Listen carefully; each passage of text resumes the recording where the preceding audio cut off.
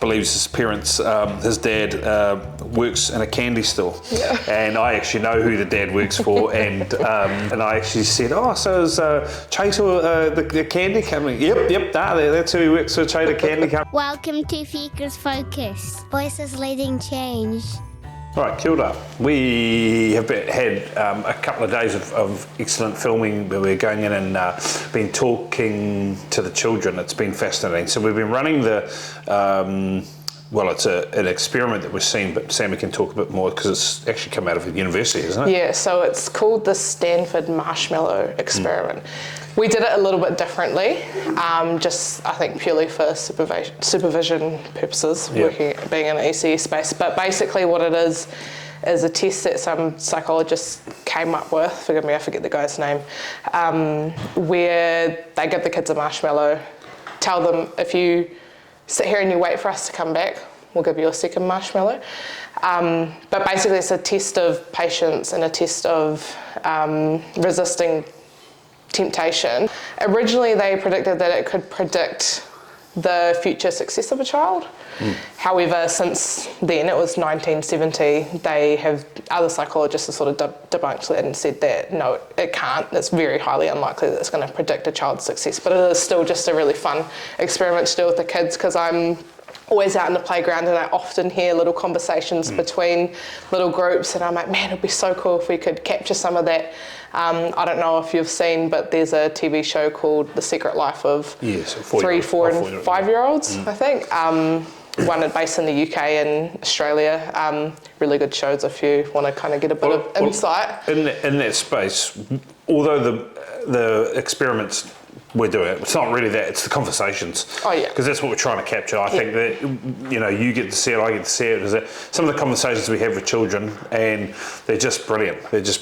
And obviously we've seen Pat Beach and the Batches one come out, and it's just been hilarious to see those kids. And I think the cool part about it is it just illuminates how intelligent kids are based on their level of where they're at. It's just fantastic. And also just some of the things they come out with when there's no adults around that they can see.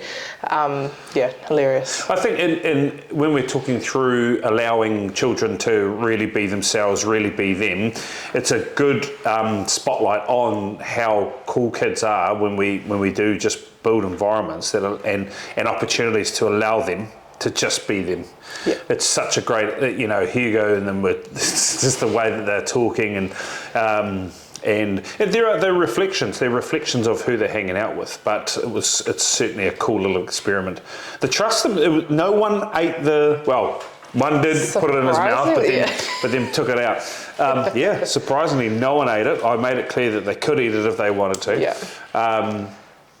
Because I guess there's no guarantees that I was definitely going to come back and give them two. Maybe there's a high level of trust there for me, which is good.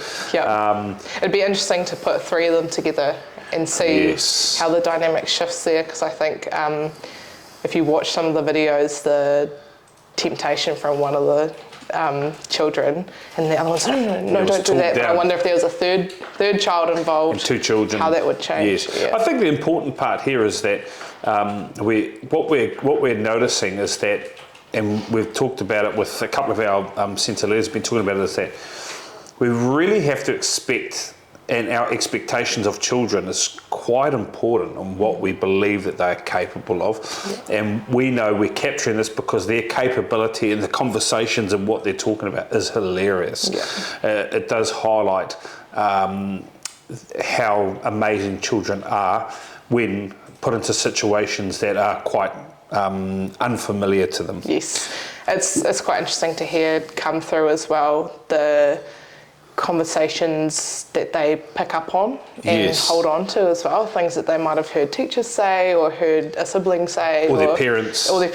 And their interpretation and perspectives on that is really, really interesting. Yeah. I think also part of what this is allowing them to do is we actually, because we know the kids, we can dig into their little character and what makes them unique. I know they can probably certainly put their parents into a situation which I'm sure we would never do, but where they, you know, we've had one today who believes his parents, his dad works in a candy store, and I actually know who the dad works for and the company, and I actually said, oh, so is Chater the candy company? Yep, that's who he works for, Chater Candy Company. And he was just so adamant. He's like, no, he just needs flour and sugar, and that's what he does. And it was just hilarious seeing the child run down an alleyway. So funny. It's not so funny. Yeah, and also we've had 2 girls, 2 boys, and mix of boy and girls, and that provides insight. Like yesterday, obviously, with Bo and Ayla. Ayla was the conscience, right? Yep. You know. Yep. No. Yeah. No. He was okay. You know, took it out of his mouth and put it down. But I think it is a cool little way to discuss the capability of children and building environments that allow them to be themselves. I think that's quite a key part. Because I know we're still very focused on showcasing our amazing teachers and our learning environments and all the things going on, but I think it's a really fun way to showcase the awesome kids that we have in the centres too. Yep. Yeah. And how supported they are by teaching teams, by leadership, and ultimately by their families as well. It is a great way to sum it up. So keep an eye on it, because we're going to be bringing some more real hilarious stuff out about this, and we look forward to capturing some of those unique moments with these kids. Yeah. Awesome. Cool. Thank you.